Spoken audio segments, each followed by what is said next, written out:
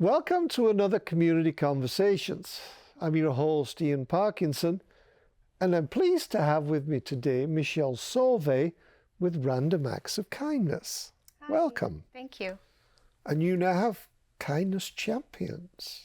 Right. So over the last few months, we've been meeting with you to talk about and highlight kindness champions in our community.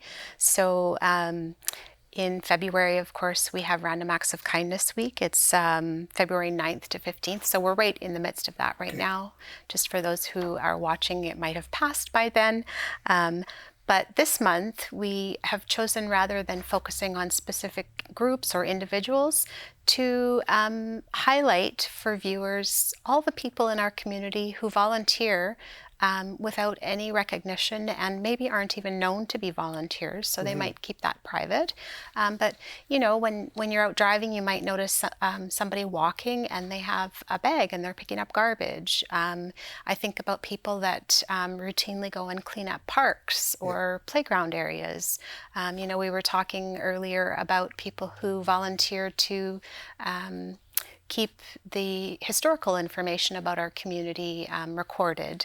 There are just volunteers in every capacity you can imagine, and we don't often recognize those people. So essentially this month we're wanting to encourage people to just acknowledge the people in their lives who they know who are doing these things. Yeah. Or if you run into somebody, even if you've known them for years, that's what kind of volunteer work do you do? Right. Because I mean, we've been doing this program now for years. I mean, I'm now at month 15. We're sitting around 120 different interviews. They're almost all volunteers. And I mean, this whole city takes on volunteer support and labor and opportunity. And a lot of them, like you say, are hiding in the background. Just, no, I'm just going to pick up the garbage and then I'm going to go home and do whatever. Yeah. And the thing about volunteering and acts of kindness is when we see someone performing an act of kindness, it can actually have a profound impact, even if it's towards a stranger or just a neighborhood, can have a really significant impact on improving our mental well-being. And people might not be aware of that, but really that's what we want to highlight. So it can help reduce stress, it can increase happiness, it can boost our self-esteem even, fostering social connection. And so it's important, of course, that we look out for each other and our community, and this can protect and maintain good mental health for everybody. So for those people in your lives that you know who volunteer, really just giving them a pat on the back. Just give them a smile and a handshake or a hug. Yeah. Say thank you. Absolutely, yeah. The other thing about kindness is it's teachable, and so it's kind of like weight training. So if you're someone who maybe isn't that familiar with the impacts of random acts of kindness, but you learn that, you know, over time when I myself would do a random act of kindness, it makes me feel better. We work that kindness muscle, right? Yes. And the more we do it, the more we desire to do it. And that can really brighten people's day. It can improve our communities. It can teach younger generations the importance of being kind to others. So in that when we observe it, it can improve our mental well-being. It also can, you know, have impacts on our physical and emotional health. So, well, I mean, our grandparents taught us the same thing, right? Be kind, smile, say please and thank you. Yes, absolutely. And, you know, having just come back from a vacation, the importance of please and thank you. So I was in a vacation spot where not all travelers are as courteous as Canadians. And so it was interesting to observe how people responded to people who had those good manners to say please and thank you. So Well, yeah, because I can remember as a teenager traveling through Europe that our neighbours to the south weren't as warmly welcomed as Canadians. yes, we proudly wear that Canadian flag, don't we? Yeah, so important. So being kind to somebody, is it contagious? Absolutely, yes. So the positive effects experienced in the brain of everyone who witnessed the act are quite profound. So improving our mood, our memory, making us significantly more likely to pay it forward. So, the example often heard is, paying it backward in the drive-through coffee line. But things like, putting some quarters in a meter for somebody at the hospital. If you see someone doing that, you're more likely to maybe do it for someone you're parked nearby. If you observe somebody helping a person who's maybe challenged with a door, helping them open it, you might be more likely to do that in the future. So absolutely, it's contagious. And, years ago when we would have the November Random Acts of Kindness Day, there was some controversy. Why do we need a day? Shouldn't we be kind all year round? In the world we live in, it's so fast-paced and everybody's, looking at their phones and busy working and trying to survive, trying to be positive in a very different world than maybe 20 years ago. We need the highlight of the importance of kindness so that we remember and we take the time. And kindness to others is important, but also kindness to ourselves. Yes. Yeah. Yeah, give yourself a break as well. Absolutely. Take a leaf out of Ferdinand the Bull's book and just stop and smell the roses occasionally. Absolutely, yes. Yeah. So we do. You're right. We hurtle backwards and forwards in these steel boxes, and there's all this green space. Well, it's white right now, And cold. but every once in a while, just stop. Just take a minute for yourself. Smile at somebody. Somebody cut you off. Have a good day. Right? Yeah. Just make it easier. Because we all have seniors moments. Absolutely. Yeah. So what else have you got going on? If you don't have a specific theme for this month besides being kind. Well, this month we have another Sidewalk Talk. It's February 25th at the hospital from 11 till noon. This time last time we were by Tim Hortons. This time we're going to be in the newer wing, the ambulatory care wing, so the new side on the second floor. And again, the idea is we'll just be there, willing to listen to anybody who wants to talk to us. And, we are happy to hear whatever people have to say. And, our motto is grab a cookie, have a chat. So there usually are some good cookies and some good conversations, mostly volunteers from What Matters to Hatters listening to people. Yeah.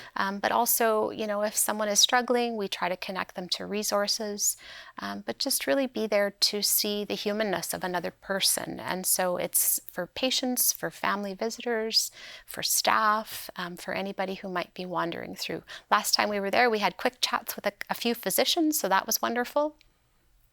Free healthcare. Yeah. Yeah.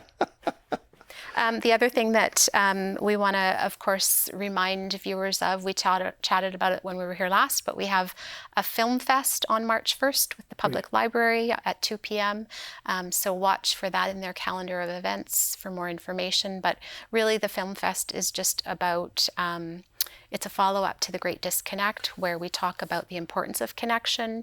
And so the films will highlight different segments of the population and how they connect. So newcomers, gentlemen, there's a film with a couple of gentlemen that connect, and one is auditioning to be the other's best friend. It's quite interesting. There's one with two women who don't speak the same language and their grandchildren in their backyard. That's fantastic. We'll have a couple that might be a little bit controversial, so it will be encouraged to be an 18+ event. But we hope people will join that. And then also after that, in March, we will be at Passport to the World at the Esplanade. So we're going to be busy the next. Passport to the World? What's that? Passport to the World is an event that the Esplanade's been offering for a few years now, and it's really geared to children and families.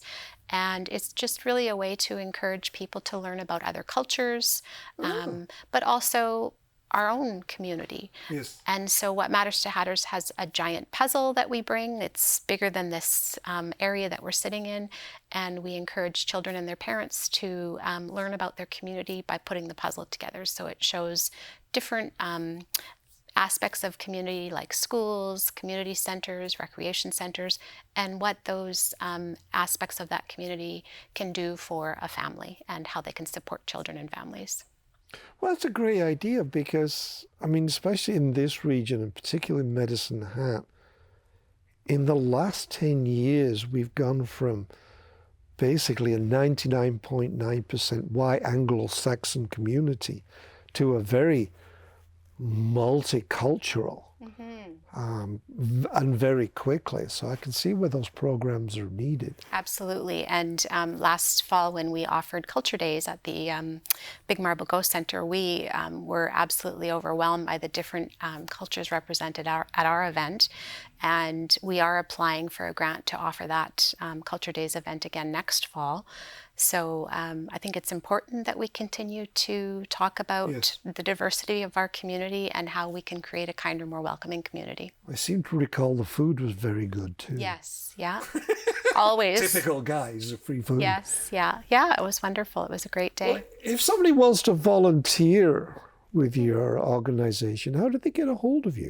Well, the best thing people can do is reach out to us at our Facebook account or our Twitter account. So it's Facebook, What Matters to Hatters Coalition.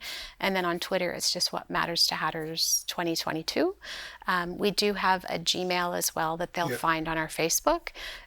So that's probably the best way. We are looking for new coalition members. So if people are interested, we typically meet the second Wednesday of the month at 9 in the morning downtown. But not everybody has to be at the coalition meetings. They might volunteer to help us at Passport to the World. They might help us at our Culture Days event. They might become a Sidewalk Talk volunteer. They might get involved in a Future Kindness campaign. So we're happy to have volunteers. And don't be shy, bring your ideas with you. Yes, absolutely. That's something that's really important to What Matters to Hatters, because everybody's valued in our community by our organization, and we know that, you know, we are better when we have more of those ideas. So that's important to us. Anything else?